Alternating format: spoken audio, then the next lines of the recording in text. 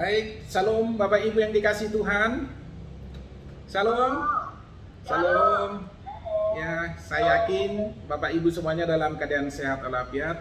Mohon izin Ibu Lina Sitanggang supaya share screen-nya ditutup dulu biar saya bisa share screen. Baik, Bapak Ibu Saudara yang dikasih oleh Tuhan, senang sekali kembali boleh bertemu dengan Bapak Ibu sekalipun kita harus bertemu di udara lewat aplikasi Zoom ini.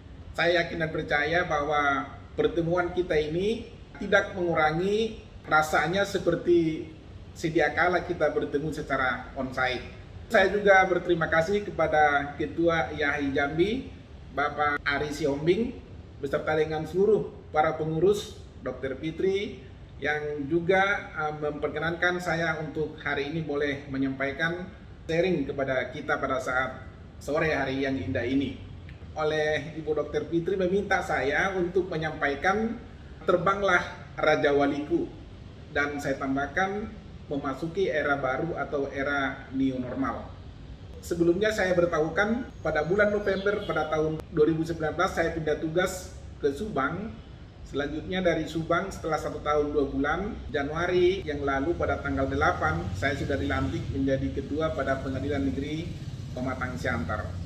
Jadi Bapak Ibu, baru kita tidak ketemu, saya sudah menduduki 2 tempat yang berbeda sampai dengan hari ini. Baik Bapak Ibu Saudara yang kasih oleh Tuhan, inilah keluarga kami. Istri saya Rumata Rosininta Sianya Boru Manalu. Selama ini dia bertugas sebagai jaksa di kota Jakarta Barat. Tapi puji Tuhan, dia sudah menerima SK untuk boleh mendampingi saya, dan mungkin bulan Mei yang akan datang dia sudah akan pindah tugas di Kejaksaan Negeri Kabupaten Simalungun. Saya sendiri di Kota Pematang Siantar. Anak kami yang pertama adalah Tiffany yang di sebelah bundanya. Saat ini mahasiswi ITB Teknik Elektro di Bandung semester 6. Kemudian yang kedua adalah Kevin Jagar Ilejer yang di samping bapaknya. Pada tahun ini dia akan tamat SMA dan akan masuk perguruan tinggi. Saya menyampaikan mengapa sih saya membuat buku judul Terbanglah Raja Waliku. Sebelumnya saya akan bercerita ada kisah antara anak-anak ayam dan anak burung Raja Wali. Suatu ketika ada seorang pemburu, kemudian dia sampai ke puncak bukit dan menemukan sarang burung Raja Wali. Kebetulan Raja Walinya sedang bertelur, satu butir telur itu dibawa dan ditaruh di tempat ayam yang sedang mengerami telurnya. Lalu pendek cerita, telur Raja Wali dan telur ayam sama-sama menetas, maka lahirlah anak Raja Wali dan anak-anak ayam lainnya. Lalu induk ayam mengajari anak-anak ayam beserta dengan seekor anak Raja Wali itu untuk berperilaku seperti ayam, mengais mencari makanan. Dan ketika ada induk Raja Wali terbang di angkasa, maka induk ayam dengan seketika memanggil seluruh anak-anaknya, menyembunyikannya di bawah kepak sayapnya. Lalu dalam persembunyiannya itu anak Raja Wali bertanya kepada induk ayam, "Ma, mengapa kita harus sembunyi?" Katanya kepada induknya. Lalu induk ayam berkata, "Nak, kamu tahu yang di atas itu adalah burung Raja Wali.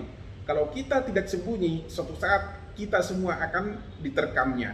Demikianlah Bapak Ibu mengajari anak-anak ayam beserta dengan anak Raja Wali itu untuk takut, untuk tidak berani ketika menghadapi tantangan. Demikian juga dia tidak bisa terbang dan tidak bisa melompat karena dia diajari seperti ayam kebanyakan. Namun dalam proses perjalanannya, anak Raja Wali menyadari bahwa pertumbuhannya jauh lebih cepat dari anak-anak yang ayam yang lain. Demikian juga postur tubuhnya, kukunya, demikian juga paruhnya jauh lebih hebat dan lebih jago daripada anak-anak ayam yang lain.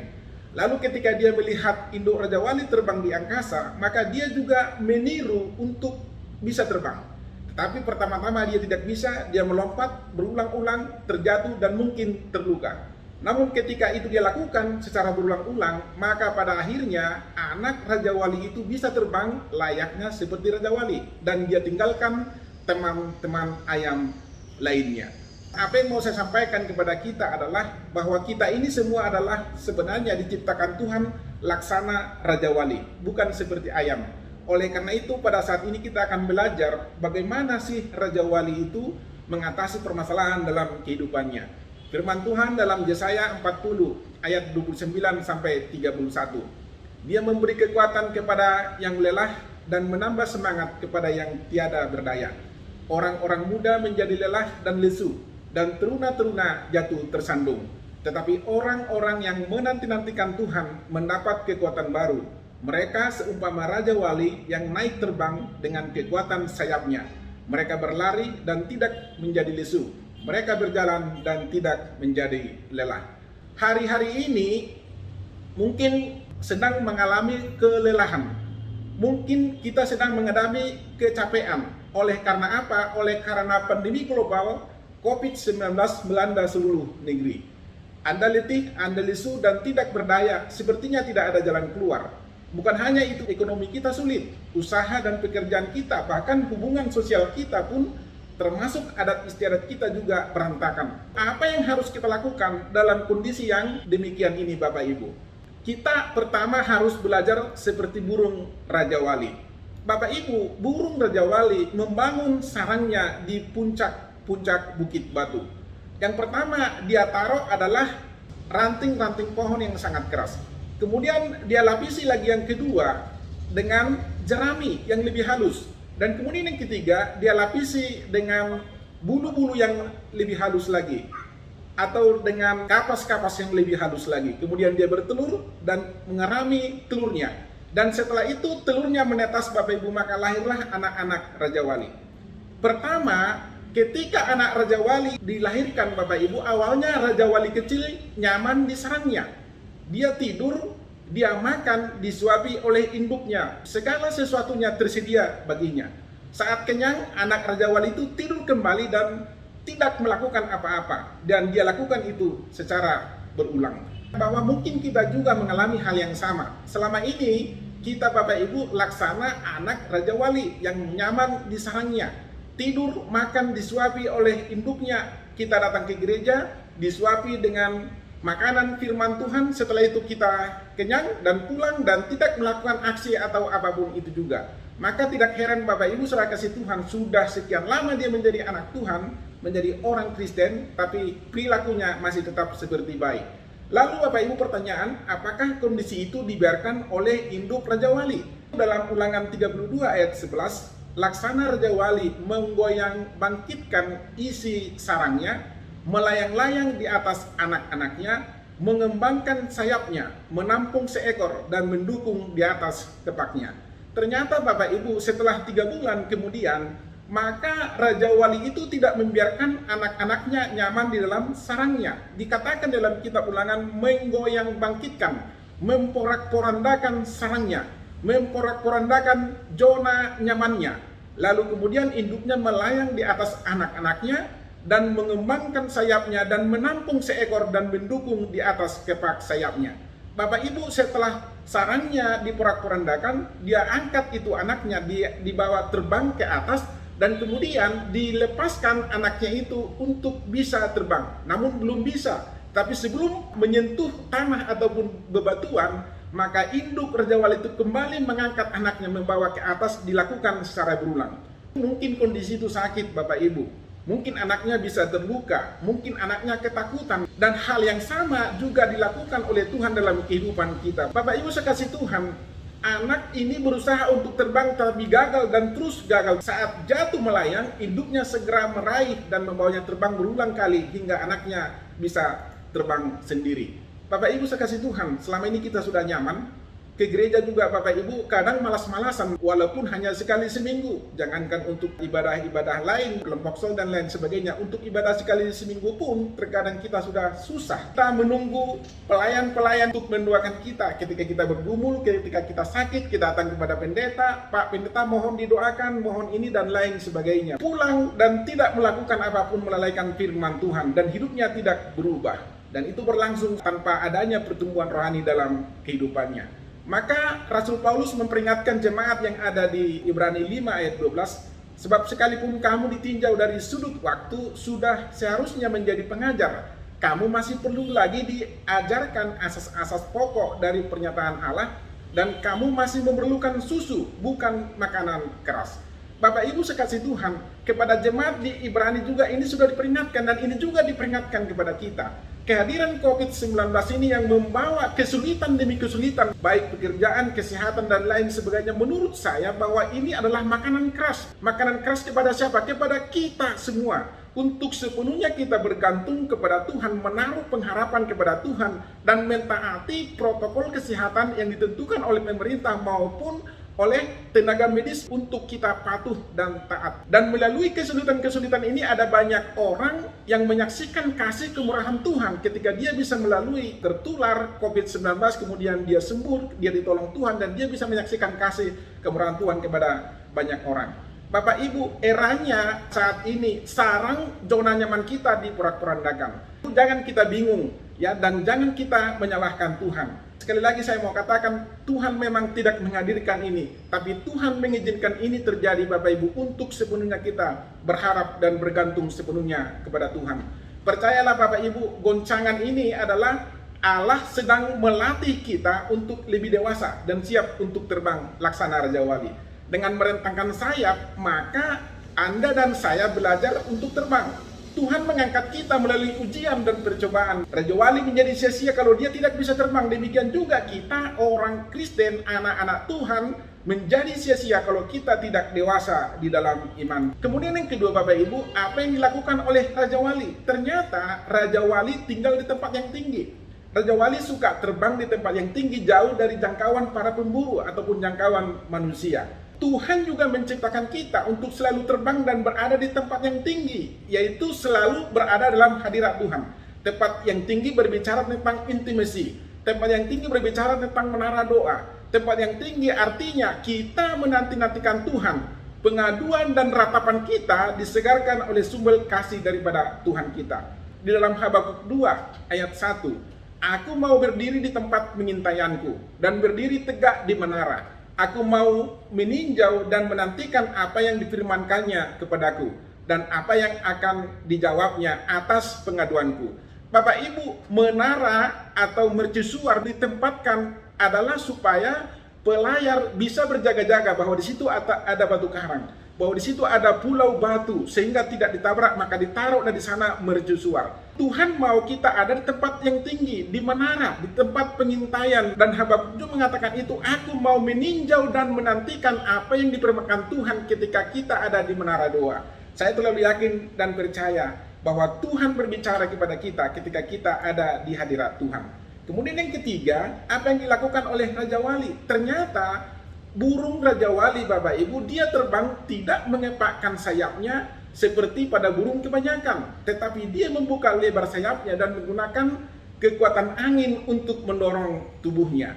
Dan jika Anda terbang dengan kekuatan sendiri, hasilnya mungkin lelah, kecewa, dan kepahitan Bapak Ibu. Mari kita belajar seperti burung Raja Wali untuk melintasi kehidupan ini dengan mengandalkan Roh Kudus. Saudara, angin berbicara tentang kesulitan, angin dan badai berbicara tentang pergumulan-pergumulan. Kita jadikan pergumulan-pergumulan ini Bapak Ibu untuk kita semakin tinggi, untuk kita semakin melayang bersama-sama dengan Tuhan. Firman Tuhan dalam Amsal 3 ayat 5 dan 6, percayalah kepada Tuhan dengan segenap hatimu dan janganlah bersandar kepada pengertianmu sendiri. Akuilah dia dalam segala lakumu, maka ia akan meluruskan jalanmu. Hanya percaya kepada Tuhan dengan segenap hati kita dan bersandar sepenuhnya pengertian kita kepadanya, dan kita akui dalam segala laku kita, maka dia akan meluruskan jalan kita melalui persoalan-persoalan hidup yang berat ini. Dengan badai, Raja Wali menguatkan sayapnya untuk terbang semakin tinggi Bapak Ibu. Ketika menghadapi berbagai persoalan hidup, itu kita jadikan sebagai kesempatan untuk menguatkan sayap iman kita untuk terbang bersama-sama dengan Tuhan. Terakhir Bapak Ibu, Raja Wali memperbaharui hidupnya, bahwa ternyata Raja Wali itu memiliki usia rata-rata 70 tahun. Tetapi ketika berusia 40 tahun, cakar sudah mulai menua, paruh sudah mulai bengkok, bulu menebal dan sayap menjadi berat, sulit untuk terbang. Hanya ada dua pilihan. Yang pertama adalah mati, yang kedua berubah. Raja Wali memilih untuk berubah. Kemudian dia terbang ke puncak gunung batu, membuat sarangnya di tepi jurang, berdiam dan tinggal di sana, memasuki masa transformasi selama lebih kurang 150 hari ataupun 5 bulan. Hal yang pertama yang dia lakukan adalah mematukkan paruhnya kepada batu karang sampai terlepas. Kedua, mencakar bebatuan sehingga kuku-kukunya yang sudah tua tidak sanggup mencakar makanan ini lagi menjadi lepas. Dan yang ketiga adalah mencabut bulu-bulunya yang sudah tebal dan sulit untuk terbang. Dan proses itu Bapak Ibu adalah proses yang sangat menyakitkan. Dengan paruh, cakar dan bulu yang baru, maka ia kembali menjalani usia 30 tahun ke depan. Seperti Raja Wali, kita juga perlu memiliki waktu-waktu khusus untuk proses pembaruan kehidupan kita. Pertemuan seperti ini menurut saya juga termasuk adalah proses pembaruan kehidupan kita melalui perlindungan kepada Tuhan dan juga persekutuan dengan saudara seiman kita, dan merontokkan hal-hal lama yang tidak berguna dan menantikan pemulihan yang sempurna dari Tuhan kita. Pembaruan adalah prinsip ilahi di mana Allah memotong segala sesuatu yang tidak menghasilkan buah dalam kehidupan kita agar kita mampu berbuah lebat. Itulah keinginan Tuhan dalam kehidupan kita Bapak Ibu. Mazmur 103 ayat 5. Dia yang memuaskan hasratmu dengan kebaikan, sehingga masa mudamu menjadi baru seperti pada burung Raja Wali. Pemazmur mengetahui bahwa burung Raja Wali pada zaman dahulu kala pun telah memperbaharui kekuatannya melalui transformasi yang dia lakukan atau yang dia alami. Martin Luther King Jr. pernah berkata, kalau Anda tidak bisa terbang, maka berlarilah. Kalau Anda tidak bisa berlari, maka berjalanlah. Kalau Anda tidak bisa berjalan, maka merangkaklah. Tetapi apapun yang Anda lakukan, Anda tetap harus bergerak untuk maju. Jadi apapun yang kita lakukan, maka kita harus maju dalam segala hal Bapak Ibu, termasuk di dalam iman. Saya tutup sharing ini dengan kesaksian. Pada bulan Juni tahun lalu, saya menulis buku Terbanglah Raja Waliku, kisah inspiratif seorang cleaning service menjadi ketua pengadilan negeri. Buku ini diterbitkan oleh Andi Opsit dari Yogyakarta. Bukunya terbatas Bapak Ibu karena cetakan pertama hanya dicetak sebanyak 1000 eksemplar. Di dalam buku Terbanglah Raja Waliku itu, saya menuliskan bagaimana saya lahir di dusun ini. Saya lahir di lereng Dolok Imun. Inilah Bapak Ibu bukitnya. Maka kampung kami yang ada balteng warna merah yang dua itu, itulah rumah orang tua saya Bapak Ibu. Jadi sangat dekat dengan gunung Bapak Ibu, dan kami jauh dari kota Siborong-Borong lebih kurang 9 km. Setiap hari saya tinggal di sini Bapak Ibu sampai dengan saya usia 18 tahun atau 19 tahun ketika saya sampai dengan SMA. Bapak Ibu saudara kasih Tuhan, ini foto kami waktu masih SMP. Saya yang kedua, bisa lihat ini ketiaknya Bapak Ibu sudah koyak ya. Dan tasnya Bapak Ibu warna merah Bapak Ibu Megawati. Ini sepatunya Bapak Ibu juga sudah koyak ini. Kaos kakinya sendiri pun tinggi sebelah. Tapi Bapak Ibu lihat senyumnya luar biasa. Beda dengan yang tiga itu Bapak Ibu ya. Karena anak muda ini memandang masa depan yang penuh dengan pengharapan. Kemudian Bapak Ibu kasih Tuhan, ini rumah kami pada zaman dahulu. Rumah kami ini terbuat ada baranya atau ada tangganya Bapak Ibu. Di bawah sendiri bisa dipelihara kerbau. Dan ini saya nomor 1, adik saya nomor 2, kemudian adik saya nomor 3, ini adik saya nomor 4. Inilah sepeda gowes yang selalu saya pakai setiap hari ke sekolah. Jadi setiap hari saya sudah gowes sepanjang 18 km sehingga badannya menjadi kekar. Bapak Ibu lihat ini, dadanya kekar menantang Bapak Ibu. Kemudian ini tamat SMA. Ini saya sendiri buka baju, mohon maaf kepada ibu dokter yang agak seksi ini, Pak Nawaban ini ya. Ini di Pulau Sibandang Bapak Ibu. Waktu itu kami perpisahan tamat dari SMA Negeri Siborong-Borong. Maka Bapak Ibu sebelum kami berpisah satu yang lain, maka kami pergi ke Pulau Sibandang. Kami berkemah di sana dan memandang keindahan alam Bapak Ibu. Maka di pagi hari yang cerah, maka kami keluar dan berfoto seperti ini. Dan saya buka baju, karena inilah aksi yang paling ngetren pada waktu itu Bapak Ibu ya. Bagus ya Bu. Iya, karena wajahnya selalu ceria. Dan memang dari dulu Bapak Ibu, saya selalu ingin tampil di depan. Tapi bukan mau terdepan ya Bapak Ibu, tapi maksudnya supaya nampak kamera. Kalau teman-teman yang lain tidak peduli, tapi saya selalu maju ke depan Bapak Ibu ya. Kemudian Bapak Ibu tahu pada waktu saya tamat SMA di sini, Bapak Ibu, saya mengikuti UMPTN di Padang, jurusan IPC, IPA campuran, teknik pertanian dan juga perbankan Bapak Ibu, dari Universitas Andalas Padang. Tapi puji Tuhan ketiga-tiganya kalah. Kemudian di Padang juga saya mengikuti tes Tantama, Balok 1, tentara pada waktu itu, Bang Ari pasti tahu lah ya, Tantama. Waktu itu pun pada tes seleksi kesehatan saya sudah kalah Bapak Ibu ya. Padahal saya sudah belajar banyak hal, psikotes, mental ideologi, kesemaptan, karena ada pelatih saya, aparat saya di sana, pergadaban tentara. Tapi puji Tuhan masih seleksi pertama kesehatan saya sudah kalah. Karena katanya wajah saya berantakan antara gigi dengan hidung tidak simetris, hidung menonjol ke dalam dan gigi menonjol keluar. Itu dokter tahu lah itu maksudnya gitu ya. Gitu. Jadi saya kalah. Dan pada tahun 92 saya pindah ke Medan, tinggal di pastori gereja. Tidak ada yang pekerjaan saya pada waktu itu. Dan pada tahun 93 saya diterima menjadi calon pegawai negeri sipil golongan 1B dengan gaji hanya Rp52.800 dengan jabatan adalah sebagai satpam dan cleaning service. Karena sakitnya jaga malam dan cleaning service, maka saya kuliah sore. Maka jadilah saya alumni Mahusor, mahasiswa hukum sore. Ibu dokter, IP saya hanya 2,83. Inilah ayah saya, ini ibu saya. Bapak Ibu tahu, ayah saya ini dan ibu saya ini adalah seorang miskin. Ayah saya petani miskin, juga pemabuk, dia juga pemain judi. Kalau dia kalah main judi, dia melarikan diri. Sampai saya tamat SMA kerjanya melarikan diri ke Sibolga atau ke Kisaran, pekerjaannya narik beca. Dia tidak pulang kalau tidak dijemput oleh ibu saya yang baik hati ini. Dan ibu saya ini adalah seorang penjual tape. Sampai saya kelas 3 SMA pekerjaannya hanyalah menjual tape. Jadi artinya apa? Sebenarnya hopeless, tidak ada harapan untuk kita bisa mencapai jenjang yang lebih tinggi dalam angan-angan kita pada waktu itu. Kami ada 7 orang bersaudara, saya anak kedua. Tapi puji Tuhan setelah tamat tahun 98 sarjana hukum, walaupun hanya IP 2,83, saya memberanikan diri tes calon hakim. Puji Tuhan dari Banda Aceh saya menang. Pada tahun 99 kami berangkat ke Jakarta. Inilah pertama kali saya menginjakkan kaki di kota Jakarta. Ya, Bapak Ibu lihat, setiap saat saya selalu senyum. Dan ini yang menguji adalah Direktur Jenderal Badan Peradilan Umum dan juga merangkap sebagai Hakim Agung pada waktu itu. Saya tetap ceria, baju putih, dasi hitam seperti ini, dan rambut disisir ke belakang pakai tapian Bapak Ibu supaya necis. Tentunya disertai dengan doa dan puasa. Dan puji Tuhan Bapak Ibu, saya lulus dan saudara saya ini juga lulus. Pada tahun 2002 saya dilantik menjadi hakim di kota Padang Sidimpuan.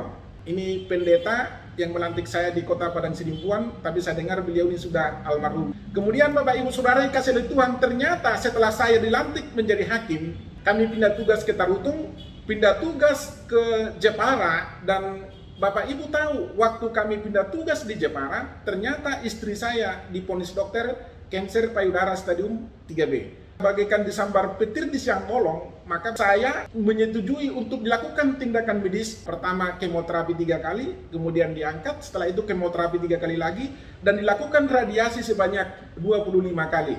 Ibu dokter pasti tahulah seperti apa sakitnya kalau diradiasi dan di kemoterapi.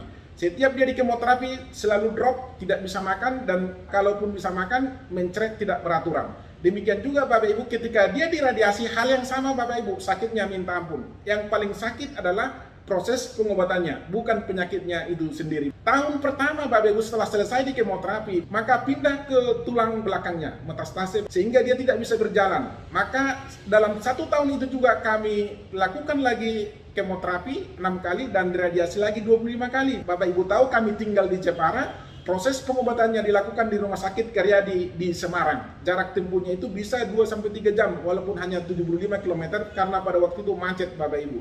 Anak-anak saya masih SD, sekolah di Jepara, dan saya lebih banyak tinggal di rumah sakit beserta dengan istri saya Bapak Ibu untuk merawat dia. Dan puji Tuhan ada seorang istri pendeta, maka setiap pagi gantian menjaga, dan pagi hari saya kembali ke kantor karena saya harus kerja, dan sore hari dan sampai malam paginya saya juga balik ke rumah sakit. Akhirnya Rumah Sakit Karyadi angkat tangan dan mereka merujuk istri saya ke RSCM di Jakarta. Di Jakarta di radiasi di bagian kepalanya. Setelah diradiasi di kepalanya ternyata terjadi halusinasi Bapak Ibu. Dan itu yang lebih sakit, lebih sulit Bapak Ibu untuk dihadapi. Yang menghadapi adalah saya sendiri sebagai pendamping.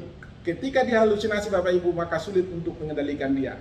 Dengan kondisi yang demikian, maka saya mengusulkan kepada Ketua Mahkamah Agung untuk kami dipindah tugas ke Kota Medan atau di Lubuk Pakam. Puji Tuhan, pada tahun 2012 Bapak Ibu, kami pindah tugas di Lubuk Pakam hanya 2 tahun di Jepara. Tapi selama 2 tahun di Jepara, kami hanya menghadapi permasalahan ini. Selama 2 bulan di Kota Medan, dia masuk rumah sakit dan akhirnya pada tanggal 28 Agustus tahun 2012, istri saya dipanggil oleh Tuhan. Istri saya dipanggil oleh Tuhan, maka kami bawa ke kampung.